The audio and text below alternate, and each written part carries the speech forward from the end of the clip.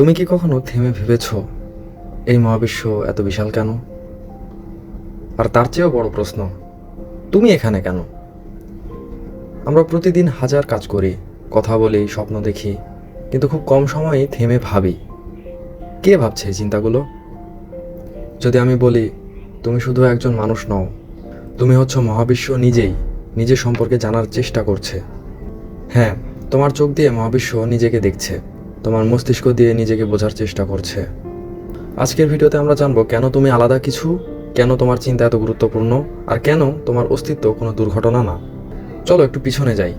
খুব বেশি না, মাত্র 13.8 বিলিয়ন বছর আগে কিছুই ছিল না, না মানুষ, না পৃথিবী, না কোনো চিন্তা। তারপর একটা মুহূর্ত, একটি বিস্ফোরণ, যাকে আমরা বলি বিগ ব্যাং। সেই মুহূর্তে জন্ম নিল সময়, স্থান আর এই পুরো মহাবিশ্ব। ধীরে ধীরে তৈরি হলো গ্যালাক্সি, তারকারা জ্বলে উঠল, আর তাদের ভেতরে শুরু হলো এক নিঃশব্দ কারখানা।